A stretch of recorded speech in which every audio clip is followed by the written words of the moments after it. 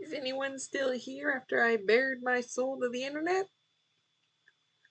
Well, I guess you must be here if you're watching this. Alright, so as you can see from the title, today is the recent reads, and I've been looking forward to making this video and talking about these books. I've got a rant coming about these books, and a lot of books that, to me, are interesting to talk about. So, finally we're going to get back into the bookish stuff for a while, so yeah. I don't think there's anything else to say on that. Let's get into it. So the first book I read was The Sisters of Corinth by Angela Hunt. So this book follows two stepsisters, Mariana and Prima. They're young women of marriageable age, which in this time meant teenagers. Mariana is 15 and Prima is 16. Yeah, we got the two sisters, and one way in which they differ is through their feelings about not being married yet. Mariana is fine to be single, and Prima is kind of insecure about the fact that she's single, but she knows that her father is looking for the best man for her. And another major way in which they are different is that Mariana is a Christian, while Prima worships the Roman gods of the culture. And so their father, or I guess Prima's father and Mariana's stepfather, is some sort of politician. I can't remember exactly what his title was. And another prominent politician is coming to town, and he has an unmarried son named Marcus. So it seems that in order to appease this politician, their father is going to betroth one of them to Marcus, and Prima thinks that she is going to be the one to get betrothed to Marcus, but to everyone's surprise, Mariana gets betrothed to Marcus. So, and the girls both react in different ways to this news. Mariana is not sure about marrying an unbeliever, while Prima is enraged, and she's willing to do whatever it takes to secure Marcus as her husband. So, I want to start this by saying, be careful what you wish for, because you just might get it. This has happened before, where I start thinking, it's been a long time since I've had a book I really didn't like. Like, a 2-star read or something like that. I miss those. And then, like, the next book I read after thinking that is a book I don't like and give a low rating. Now, if I had a nickel for every time this has happened, I would have 2 nickels. Which isn't a lot, but it's weird that it happened twice. Apparently that joke is older than I thought. Apparently it didn't originate with Phineas and Ferb, but it's still a goodie. So, yeah, needless to say, I did not like this book. I gave it 2 stars. So, let's get into it. Why did I not like this? So, I think the main reason was that this was not what I expected. I figured, since this is biblical fiction and it's called Sisters of Corinth, that it would have something to do with the Corinthian church. And since if you read the book of Corinthians, you know that Paul had some things to say about the church in Corinth. I was thinking there would be elements of that. There would be elements of that in this book. But we don't really get any of that. And so we have Mariana and also her mother are both Christians, so seemingly they would attend the Corinthian church, but we don't get one scene at the church, not even one. And the only thing that alludes to what was going on at the Corinthian church was one line where the mom was like, yeah, Paul had some things to say to us, but hopefully we work it out. So, on that, there's one thing. Oh, I should have also mentioned, I did gather from the synopsis that the story was to be focused on more of these two sisters, but I was still hoping there'd be some elements about the Corinthian church, but there was none of that. And then the major thing that was like, what is this? Is why did we get Prima's point of view? Why was she a main character? Look, I'm not opposed to having characters that you're not supposed to like, and even following those characters at times. But if you're gonna be following it, if the POVs are going to be divided into these two sisters and you're following Prima half the time, then surely there's going to be, you know, some kind of redemption from her. Nope. We don't get any of that. None of that. She's pretty much horrible for most of the book. Yeah, most of the book she's horrible. So, like, why are we following her? Why? I mean, there would be some things that we like not know about, but like, I don't know. It's not pleasant reading about her, I guess. So, but I will say one interesting thing about this book is that for a lot of the book, I guess you could say, drawn in. Like, after a certain point of the book, whenever I'd sit down to read this book, I would end up reading more than I intended to read. But that was because I hated what was happening the majority of the book and I wanted to see it revolve. So I was drawn in, but not because it was a good book. So while I was reading it, I did think that, like, the ending, the resolve, made it somewhat better, like, kind of saved it. Like, I kind of felt like, oh, well, because it was all that way, then maybe. Nope. Still, for one, why did I think that ending was, like, fine for me? Like, what was going on? Like, but, like, no. The ending, like, it still had me like, what the heck was this? I don't know what the hell that was. What the hell was that? Yeah, this was not fun. Though I will say, although with all my complaints, this book is fine for content. Like, there's I guess references to sex, but like not really any details, and they never use the word. I mean, did they even have that word this time? I don't know. And there are no, like, sex scenes despite what our characters experience, so there's that. And of course there's no language or anything, so yeah, it's fine for content in that sense. Now, of course, it seems like what you always have to say with books that you don't like. If you love this book, if you like this book, that's fine. In fact, it seems like most of the people who've read this book have liked this book, and I'm kind of in the minority on this. Although, I think I can see how I could have liked this book more if I knew exactly what I was getting into. Like, if I knew that there's basically no elements about the Corinthian church and that Mariana gets betrothed even though she's fine being single.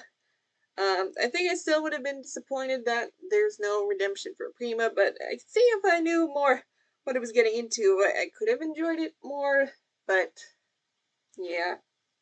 And another thing about this book, so this is the second book in the series, and I haven't read the first book, and I decided to just read this one because I'd heard from people online who've read the series that the first two books you can read out of order. So yeah, I thought I would just read this one because it sounded more interesting.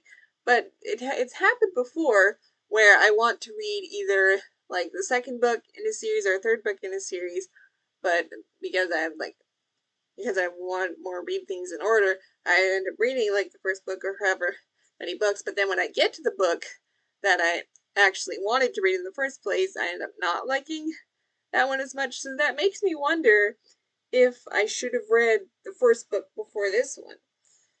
Now, maybe I still will read the first book eventually, but yeah, I don't know, but I guess we'll see.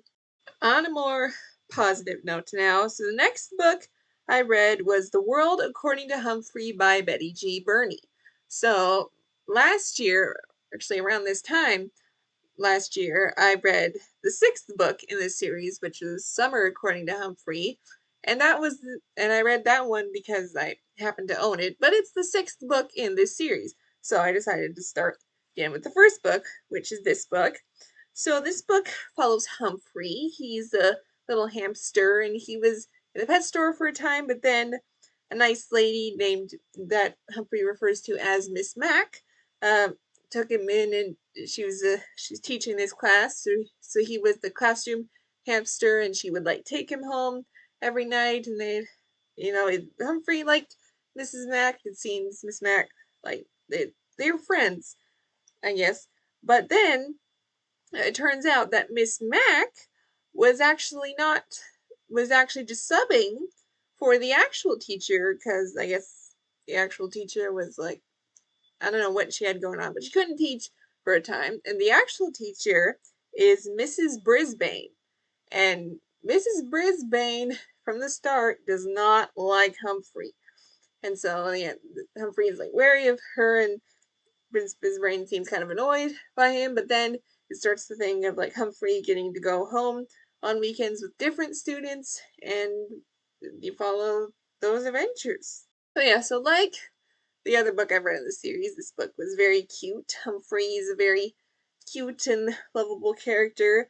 I wonder if like this is like one of those series where like people come back like for the character, like the plot doesn't really matter as much as long as people can read about the character. I wonder if that's the case, because again, Humphrey, a very cute character. And another thing I noticed about this book is like this is very clearly a children's book, like it's a early readers chapter book, but with some of the things said in this book, I almost wonder if this is written so that adults can also enjoy it. Which, yeah, I mean, I still had a good time with it. I gave this 3 stars. The other one I gave 3.5, so, but this one is 3 stars, but a solid 3 stars. So for content, I mean, obviously, this being a children's book, there shouldn't be any concerning content, but some things I have here. So, thing that happens in the story is that Humphrey befriends the janitor, and he's talking about like how because he's working at night, he can't hang out with his friends, and he also said he wants a girlfriend. So then, Humphrey sees a thing for this Moonlighters club, and also so that starts the plot of like Humphrey trying to get him to go to this Moonlighters plot and get him a girlfriend, stuff like that. So there's that. It's not like I wouldn't say that's a concern, but there's something to note. And I guess the other thing to note is that there are given by some characters some threats, like not serious threats, but like I don't know, kind of threats like, oh, well, I don't know. I'm trying to remember. I don't know how to explain it.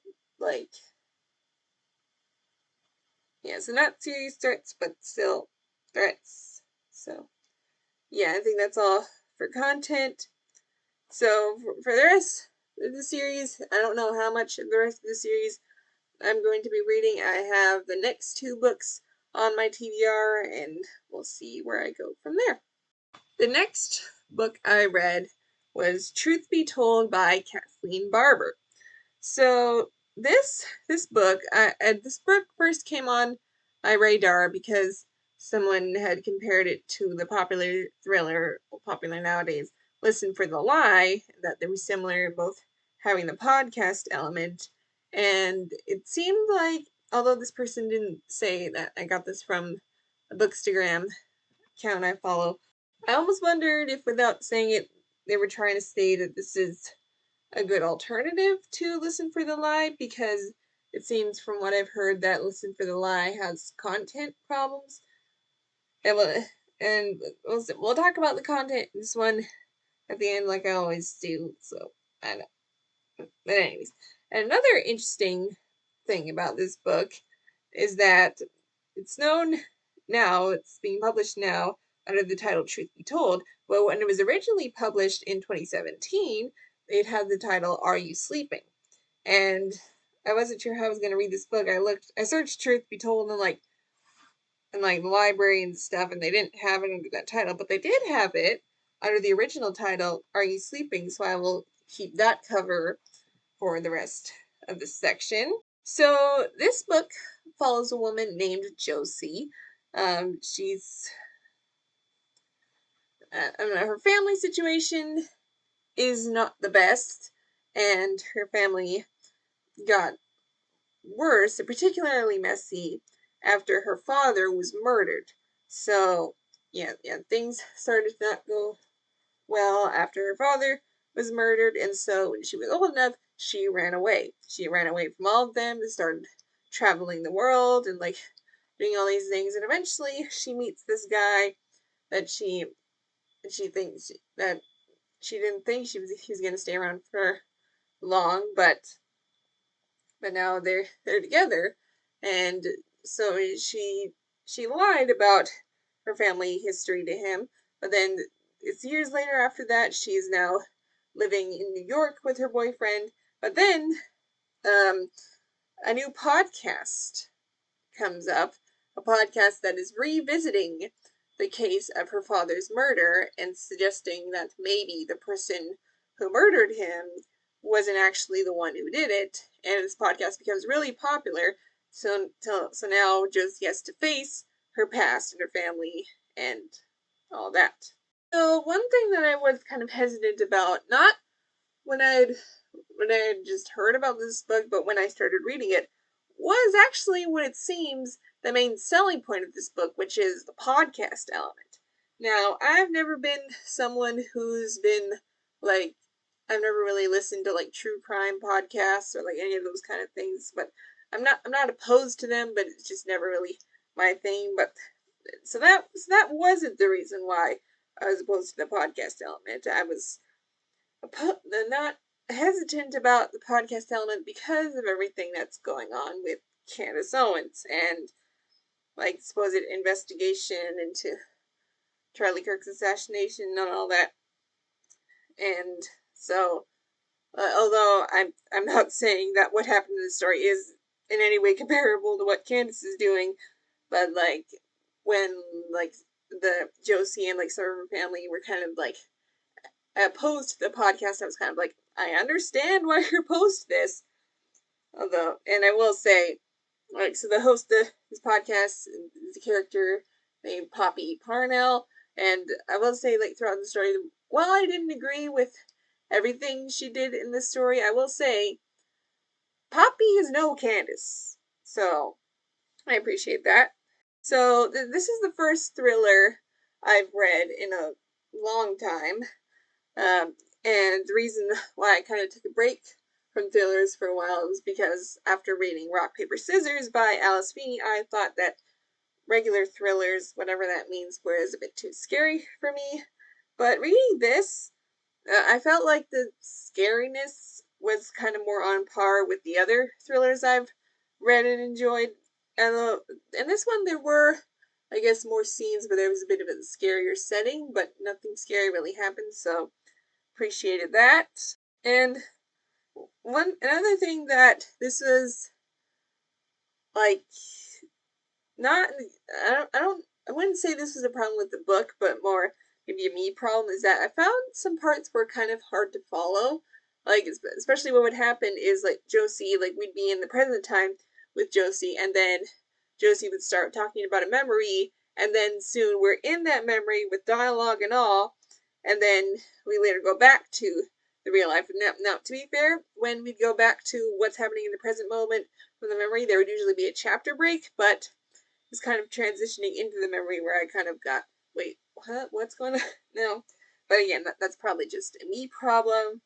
So, the one thing that's really interesting that it seems like, so I want to talk about like the characters a bit and what's going on with the characters. So of course, the main thing of this book is the mystery, but another like main narrative thread throughout this story is the sister dynamic, Josie's relationship with her twin sister Lainey. So basically, what we get from the story.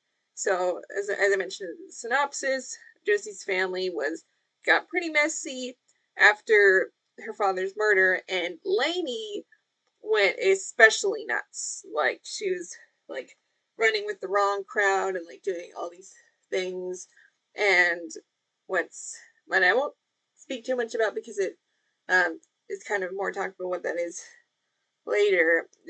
I think you could say this is maybe a big reason why Josie ran away is Lainey did something that really hurt Josie, and so now having to face her again, they kind of have to deal with like the fact that there's been so much hurt on both sides of the sisters, and it kind of talks about like repairing their relationship and stuff. So I thought like that dynamic, I feel like was pretty well done and pretty like was a pretty good anchor, I guess, or, yeah. And there are some other characters that were pretty great, like there was Caleb, Josie's boyfriend. I thought he was a pretty sweet man. And then actually, another character that I was surprised that I liked was Ellen, who is Josie's cousin. I'm surprised because, like, Ellen's kind of shown to us is to be, like, kind of like a superficial person, and like she married this guy who's twice her age and has a daughter only a few years younger than her. But I don't know, something about her, I was kind of like, I kind of like this girl. I kind of like this woman. So yeah, there's that. And of course, the one thing that I don't know if everyone who reads thrillers comments on this, but I usually comment on this: the twist in the thriller. So obviously I can't talk too much about it. So the way you find out about like who was like the real killer of this case. So to me, reading it was kind of like, I kind of thought, okay, it's this person. But then I kind of thought, oh, but then I kind of, something else came up and I was like, oh, okay, maybe it's this person. And then finally, like, oh, it's this person. And so with the person that it was, I mean, I don't remember it ever being hinted that it could be this person, but at the same time, it doesn't feel completely out of left field. And I kind of like that because going back to, like, I guess the more modern thrillers that I've read, I mean, this is still modern, but being published in 2017, but the other thrillers that I've read were all published within just the past few years. I feel like those thrillers, you can I think, particularly with two thrillers in particular, you can definitely tell that a lot of effort was put into making the twist shocking, like making the twist like jaw-dropping, oh my gosh, I never would have guessed that kind of thing. And to be fair, most of the time they still managed to make it make sense, but I felt like there was less focus in here on making it shocking and just making it a good twist, which I do, I think, I do like that. So, yeah, there's that. So with all the positive things I was saying about this book, you might be thinking that this book would be maybe a 3.5 or even a 4-star. And I will say, I definitely liked it enough for that, but I decided to put it at a 3-star because of content, which we will get into that now. So the main content that I want to note for this book is the language. So there's F-bombs and B-words. There's like the S word and the A word each at least a few times. And they also use Jesus as a swear word. And now I said in my review that it was at least twice that they use that word in that way, but from what I can remember, it was like at least 5 times that they use that word, and that to me is like worse than like OMG, because like I always think back to what my Bible college professor said about OMG, which was, for all we know, you could be referring to Baal. But when you use Jesus or Jesus Christ as a swear word, who else are you talking about except the Christian God, like my Lord and Savior? So that is, so yeah, there's that. And then with sexual content there, so yeah, I'm trying to remember, there's a scene where Josie puts her hands where on against skin where pants once were. And then there's also the scene where a man is on top of a woman, and another time where a hand goes in between thighs. But thankfully, in each of these cases, it doesn't go beyond that. We don't get details beyond that, so I appreciated that, but still want to note that. And of course, there's all the elements with the idea of the surrounding a murder. I don't think there was anything that graphic, but like, still note for that. So, I mean, I don't know about the content. Listen for the lie. I think this would still. I think this is still this probably still would be better for content than that book, but it's still caution because of that. So an interesting thing that kind of came up, and I looked more into it after reading this book is that there's also a TV show based on this book, starring Octavia Spencer. That is her name, right? Whatever. Although what's interesting about this TV show is that it seems like it's not going off the book as much. Like in the TV show, the main character is Poppy, the podcaster, rather than Josie. So, I mean, I probably won't watch it. I don't really watch TV that much anyways, but so yeah, it's interesting that they took that direction with the TV show. So now I'm thinking that maybe I would read more thrillers now. We shall see. The next book I read is The Sowing Season by Katie Powner. So this book follows two characters. So first we have Garrett. He is in his 60s. He has a wife and grown kids, but he spent a lot of his life dedicating it to the farm. And his farm, I guess, was it some kind of family business? I can't remember, but like he spent most of his life on the farm. But then the story starts when they decide to sell the farm. So now Garrett doesn't really have the farm, and he goes home. He's not really sure what to do, and he has to grapple with the fact that because he dedicated so much of his life to the farm, he hasn't really been a good husband or a good father. And then we also have Ray. She is 15 years old, and her life is pretty much planned out. She has to get good grades in school. She's close to now she has to get her license, and she has to go to law school to follow in her father's footsteps to become a lawyer. But lately she has been feeling the pressure of the plan, particularly with the driving license stuff. She's scared about how she'll do with that. And so these two characters meet when they both find out that Ray has been using Garrett's barn as a refuge from all that's been going on in their life. So they're not the best meeting, but eventually they do become friends and they start to learn things about life through each other. So yeah, there was some anxiety with the previous Kitty Powner book I read, which is Where the Blue Sky Begins, because we have a woman main character, but apparently not a romance. But I'm still spent a lot of that book worried that there still might be.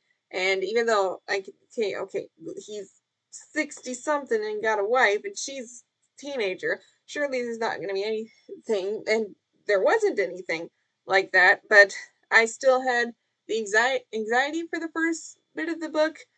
Even though I know it would be very concerning if there was something like that in there. I guess anxiety can't be reasoned with, but yeah, there wasn't anything. Ray does have a romance with one of the other characters her age, so yeah, there's that. And actually, what I was surprised by is that in this book there actually isn't that many scenes of Ray and Garrett together. Like there is some of that, but it's not as focused on as I thought it was going to be. So for half of the book, and I'm not saying literally one half, I mean throughout the whole book, and I guess if you added it all together, it'd be a half, probably even more than that. We are following either Garrett or Ray separately, and I will say I liked following Ray better. That's probably just my love of YA. So I guess a few things I would it's kind of little nitpicky things about this book that I wasn't sure about. So one thing that we find out about when following Garrett is that he had an older brother named Luke who died. And throughout the book we find out more details about Luke, but we don't really find out how Luke died, at least from what I can remember. We don't really find out how Luke died. And the reason why I bring that up as a nitpicky criticism is that there are some lines that seem to indicate that Garrett feels some guilt for how Luke died, but I guess, so I think I just wish we would have found out why he feels that way.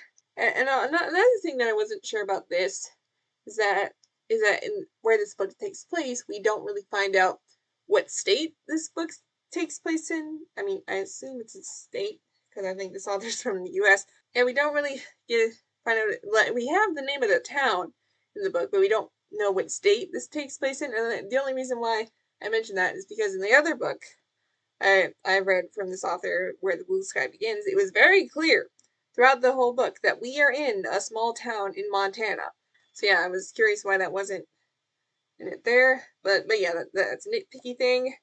And I did like, even though I didn't like following Garrett as much, I do like the growth that he had throughout the book. I saw a review of this book where Garrett, where someone was saying about Garrett, like, oh, he doesn't change until like towards the end of the book, and I'm like, kind of like, well, at least it happened at all, unlike some other books. So yeah, there's that, and then of course have to comment on the bit of romance between Ray and David. I feel like they're pretty cute together, and like that whole thing. So for content in this book, there isn't like there's a bit of a romance between Ray and David, but there's not much to note in terms of that kind of content. I'm not even sure if they even kiss or anything like that. So there's that, but there is one scene where like Ray sees like this teenage couple, and like it's comments like the guy looks at his girlfriend's butt in a mini skirt and like touches her breast or something, and this whole thing of like Ray's like not allowed to date. That's part of the plan, that she's not allowed to date, and she I'm just seeing that couple, she's like, yeah, I'm kind of glad I don't want to date.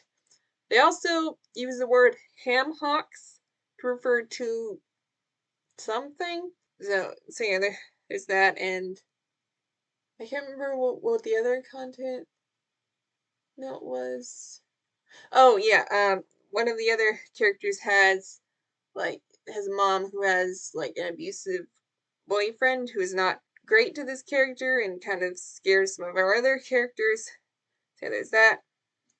That's all for content. So I think after this one, this was a solid 3.5.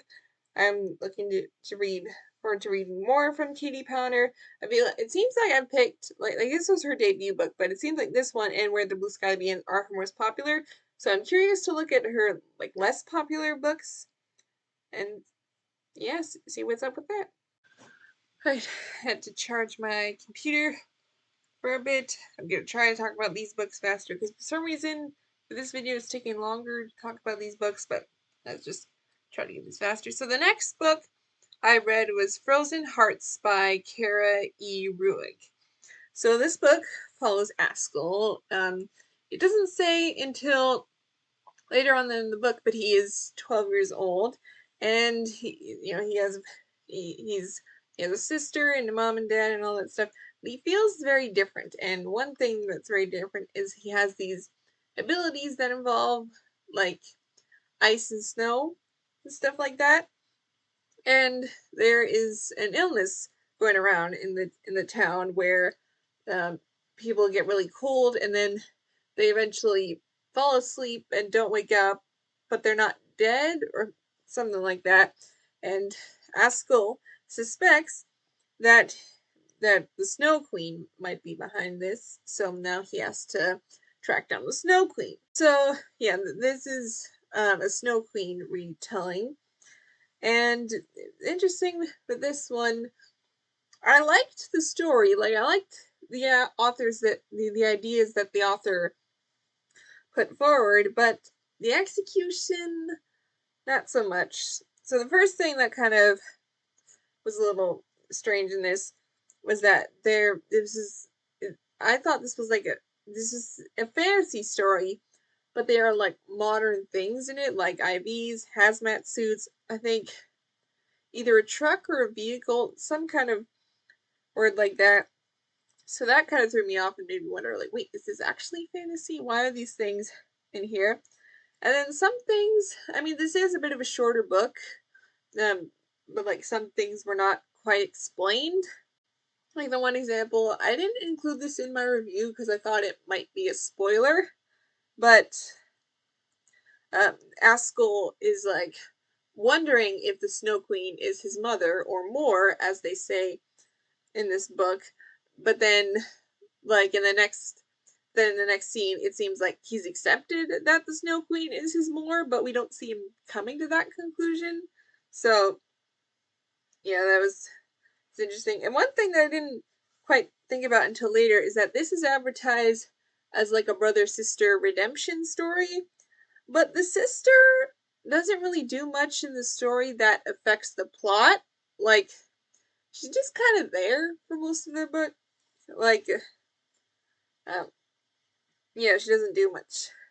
And I guess one thing that's a kind of interesting aspect is that the faith content of this is Christian fiction, and there's faith content like throughout the book, like spread out throughout, although some things at the end I was kind of like, well, how does that make sense with the faith content?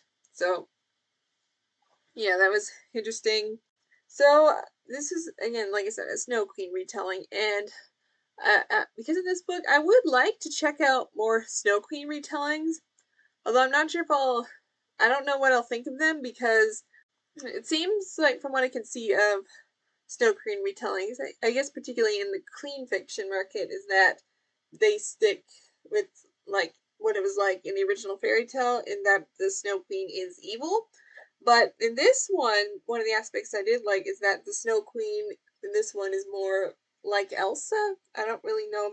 That's the simplest way to explain it. So I don't know how many other Snow Queen retellings will have that, but I guess we'll see. So for content, so there is absolutely no romance in this book, so there's nothing really to note with that. But there is, I don't know if I should list them all here, but there is, the author has like a little like author's note at the beginning, like explaining like there's like some scenes that might be a bit scarier, and for me reading them, there was nothing that like I wasn't freaked out. But I guess if this is targeted to more towards younger readers, then I guess that would be something to note. So I have the list of the things that the author said in the note, like on my review. So yeah, there's that. The next book I read was All American Girl by Meg Cabot.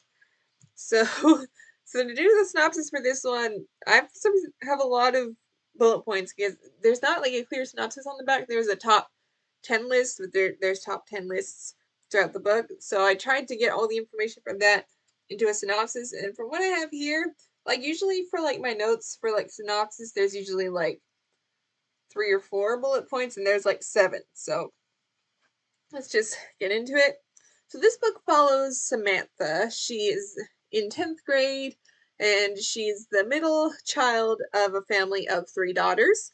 So you have her older sister, Lucy. She's pretty unpopular, and Samantha doesn't really like her. And Lucy also has a boyfriend that Samantha is, in her words, in love with, and she thinks that he would be better off with her than with her sister. So there's that. You have Lucy, and then you also have Samantha's younger sister, Rebecca, who is at a special school for geniuses and is obsessed with aliens. So you have those 2 sisters. So Samantha, she likes to draw, and she recently got in trouble because she was drawing pictures of celebrities, and then she started charging for them. So she got in trouble for that, and she had to go to this art class. And the first art class didn't do well. She was kind of embarrassed. So she didn't go to the next art class, but because she didn't go to the next art class, she ended up in the right place at the right time when a man was about to assassinate the president. So I guess another thing I should have noted was that this story takes place in Washington, D.C., so she lives in Washington, D.C., so she's at the right place at the right time, and she tackles the guy who's trying to shoot the president, and so she saves the president's life, and she's now seen as a hero by all these people, although she doesn't really think she is a hero. And now the president's son might have his eye on her. So yeah, there's that. So of the reviews I read, like going into this book, the main thing that I kind of got was that it's kind of ridiculous, but it's fun. So yeah, now with that in my reading experience, like I mean, I wasn't thinking of what was happening as ridiculous, but like I wasn't bothered too much. Like I just kind of went with it. So there's that. And one element that I wasn't too sure about, that some things I was kind of like, I don't know, is like, so with some things it's kind of more of like political elements of it, or political things said, which is kind of like, I don't know, particularly one thing towards the end, I don't think I can talk about it. I was kind of like, but that kind of was political. So yeah, that was a little interesting, but it wasn't too annoying. Like, this book was published in 2002, so like this was before like the really annoying woke stuff that became more popular around like the late 2010s. This was kind of before that, so there's that. One element that was kind of refreshing, so we kind of gather from the beginning that Samantha really likes her sister's boyfriend, and the reason with how his hand was refreshing to me because, I mean, I guess not that many, but I have read a few romance books in recent years where either the main guy or the main girl is already in a relationship, but we're not supposed to root for that relationship. So this was refreshing in that sense because, like, her sister's boyfriend is obviously not who she ends up with. So I kind of appreciated that. So yeah, let's just get into the content. I thought I remembered there being like a bad word used early on in the book, but I don't remember what the word is, and I'm not sure. Sometimes I question if it was there because there isn't really language throughout the rest of the book. So there's that. I mean, they say in one scene they say freaking as a substitute for the F word. So there's that. And then I guess for romance content, there's just things and like mentions of it. Like there's mentions of making out. There's also mentions of orgasms, which like not any details, but it is mentioned. I don't know why I was that bothered by it. I guess because I'm like conscious of like people who would want like really clean books, and maybe because of this. Put it frankly, I should not have to read the word orgasm in a YA book. If you like want really squeaky clean books, or like you're really conscious about the kind of content that's in YA, then maybe that might dissuade you. And then for the main romance, I think there's like kisses, but not really detailed kisses, so I think it's fine for that. So yeah. Alright. The last book for this video is Cinder Luna by Marie Soleil. So this book follows Luna. She's like, I think in her mid-20s or something, and she really likes video games, but she's been trying to get a job, so she moves to this other town to live with her friend. And on the train ride, she meets this really handsome guy, and they connect really well on the train. But then she gets to the new place, and things don't go as well. But then she with her friend that she's played video games with online, he is like he has this new game that and she's helping that, and then she meets the guy who she met on the train again, and things all happen. So the one thing that I wasn't sure about from the beginning was the writing. It just felt very much like people don't talk like that, and less so, I would say less so in like the dialogue, more so in like the like first person POV, because this book is written in first person POV and it switches between Luna and Henry. And I think it was especially like the first chapter in Henry's POV where I was like, people don't talk like that. So yeah, there's that. Of course, I've got to address the thing that people complain about, everyone complains about in their reviews of this book, which is that yes, Luna and Henry do kiss on their first, like, once they get off the train after they've just had like one conversation, a long conversation, a good conversation, but just one conversation. I wasn't as bothered by that, I guess because I knew about it, and also because like it's kind of acknowledged in the book that it's strange, so I was fine with that. So I did like the story of this book. Like, this is, I'm sure you could gather from the title, this is kind of a Cinderella retelling. So I liked that it had like elements of like the Cinderella story, but it also had other elements that made it more unique. Like, of course, like the video game thing, like the whole video game plot. Like, I heard about the video game element, but I didn't know it was going to be as much of a part of the plot as it was. So that was interesting surprise. And also another interesting element is kind of the like hidden identities part. I don't know if I could say much on that because like it's not mentioned in the synopsis, and I don't remember people mentioning it in their reviews. But it's also revealed pretty early on, so I don't know if I'd consider a spoiler. But just in case, I won't say that. But that was a fun element.